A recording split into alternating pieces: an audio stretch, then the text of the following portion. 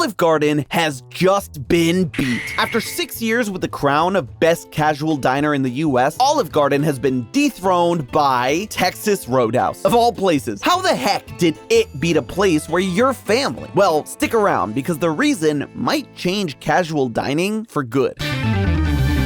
Hello, Internet! Welcome to Food Theory, the legendary show with legendary theories. And if you're not familiar with that slogan, I don't blame you. I didn't even know that it belongs to the new king of casual diners, Texas Roadhouse. That's right, Texas Roadhouse has taken the top spot and managed to take down the previous champ, Olive Garden. And if you think I'm not going to use that clip at least 4 more times, you're wrong. And if you catch the other 4, make sure you subscribe and leave a comment. Now, this is a massive win for Roadhouse. Olive Garden has held that spot since 2018, and suddenly the casual diner all about steak has taken the lead. We've talked on this channel about how casual diners in general have been making a comeback due to factors like their affordability versus the price hikes of fast food, but also the influence Gen Z is beginning to have across multiple industries. Gen Z's preference for socializing and eating food that's of good quality rather than cheaper price seems to be the reason these casual places are coming back to the forefront of dining. But now we're seeing that even within the casual dining industry, some of these chains are seeing significant growth. Texas Roadhouse has seen a 14.7% increase in sales. And it's not just Roadhouse specifically. Longhorn Steakhouse is seeing similar growth with 7.2%, which is way bigger than Olive Garden's 0.8. So is it steak that's driving up these numbers? Or is there a secret ingredient that all the other casual diners are missing from their establishments? Get those steakhouses on the grill, because I know the 3 secret ingredients for Texas Roadhouse's rise to success. So let me cook. One of the things that sets Texas Roadhouse apart from other casual diners is the food they serve. Steak has seen a huge increase in demand over the last 5 years, and that all started due to the pandemic. Back when people were unable to go to restaurants and times felt bleak, beef saw a significant increase in retail, specifically the big fat steak. While steak is often seen as a special meal used for celebrations or special occasions, people were longing for some comforting food during the uncertainty of the pandemic, as well as a high-quality meal. This led to people buying steak to cook at home. Not to mention how some people had extra cash to throw around due to the lack of,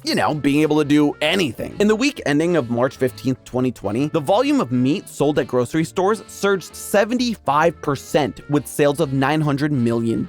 That's $376 million more over the same week in 2019. And over the course of 2020, US households spent more money on meat for at-home consumption compared to 2019. You get the picture. Beef was becoming more popular than it ever had been. But it wasn't this huge interest in beef that had Texas Roadhouse's sales soaring. It was actually due to the beef shortage caused by this increase in beef sales. You see, many processing plants were forced to close during the pandemic, or at least reduce operations. This resulted in huge shortages of beef. The combination of high demand and reduced supply resulted in a second, sharper wave of price increases from mid-April to mid-May 2020. And some meat cuts experienced price jumps of up to 150%. Suddenly, the thing everyone enjoyed cooking at home became unobtainable, either because the price hikes meant it was no longer affordable, or it just simply wasn't there. So not only was the demand for steak high, the demand for affordable steak was high. So when Texas Roadhouse opened its doors, the chance to eat steak at a reasonable price was finally there. But the interesting thing is, it wasn't just people wanting steak that got Texas Roadhouse on the top casual dining spot. Although Longhorn Steakhouse was another place seeing a rise in sales, Outbacks Steakhouse, another casual dining steakhouse, didn't see the same boom. In the 2024 American Customer Satisfaction Index, Texas Roadhouse and Longhorn were above average, but Outback saw a 4% decrease and dipped below average. So clearly it's not just the steak that was satisfying the customers. What was Outback doing wrong? The big thing, as it always is with these episodes, is money. Cash rules everything around me. Dollar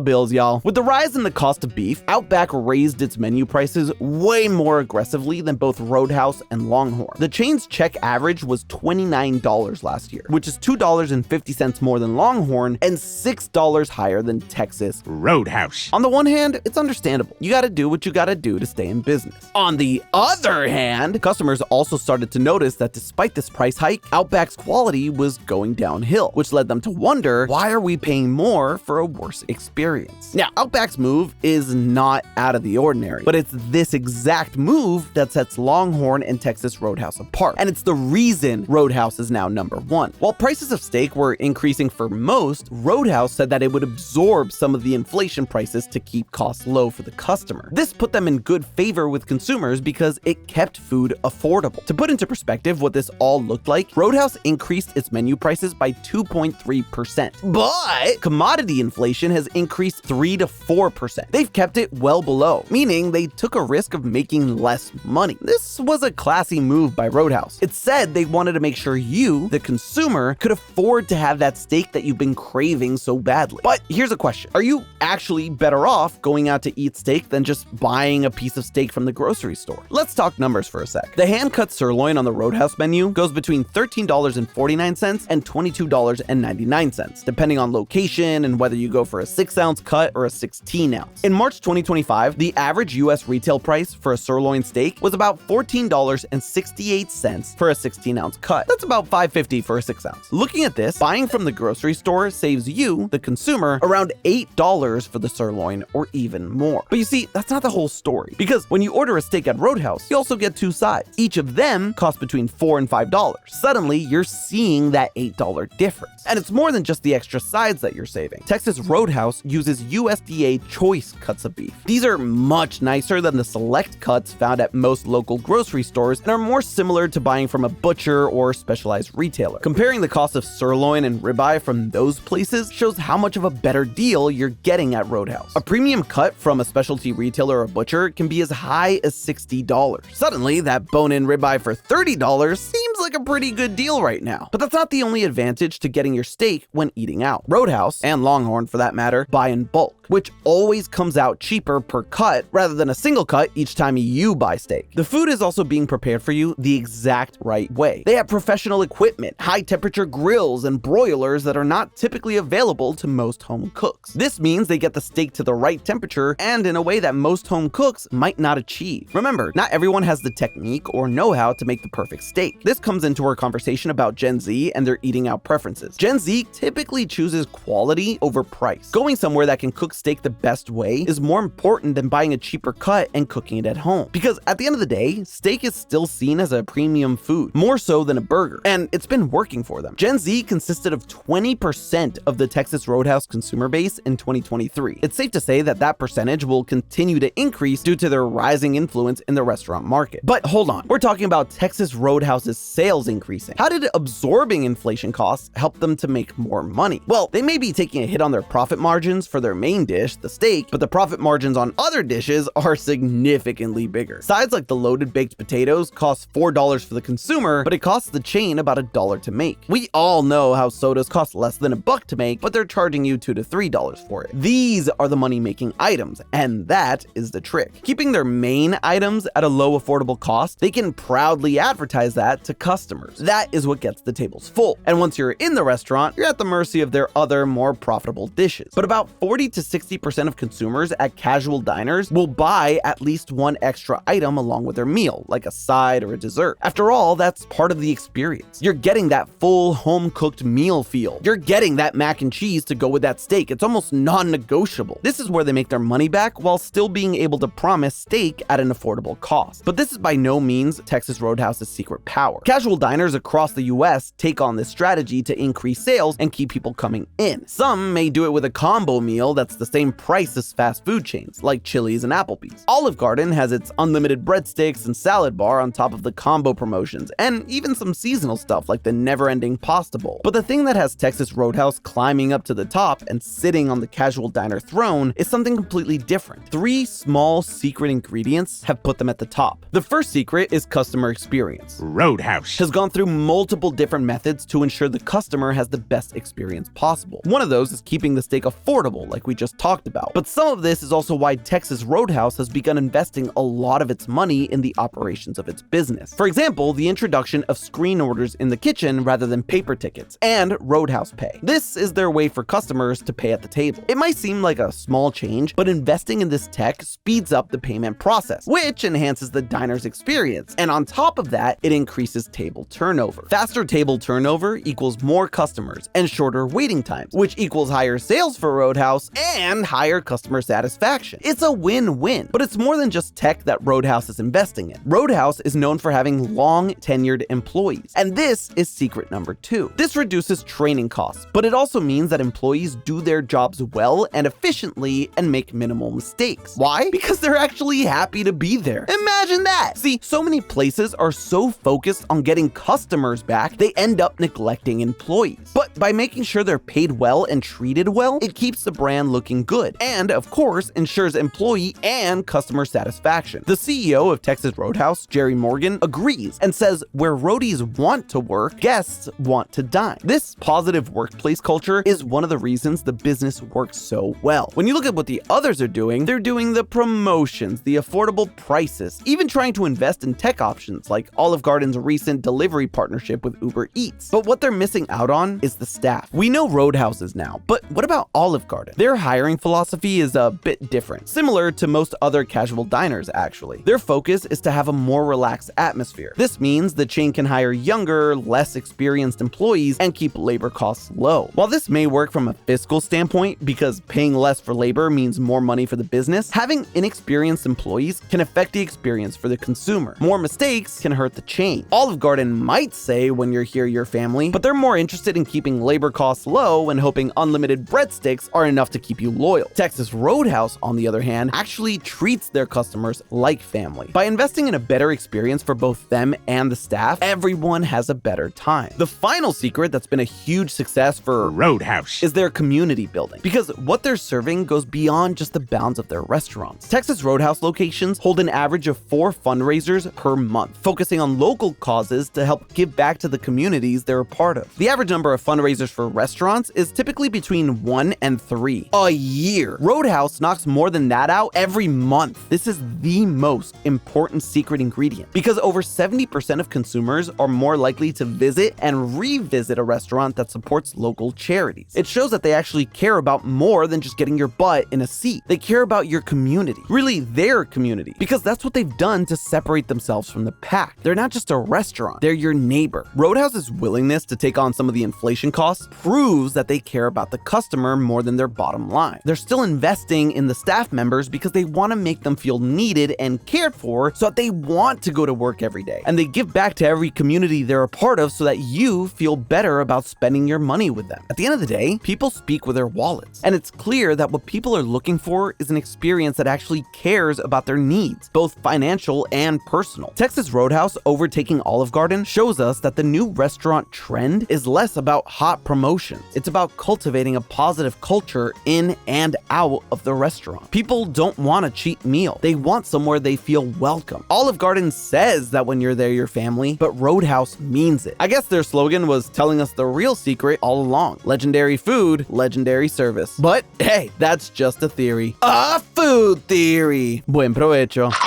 And hey, I forgot to Roadhouse. So make sure you don't forget to click the video on screen to see why casual diners on the whole are coming back. And as always, I'll see you next week.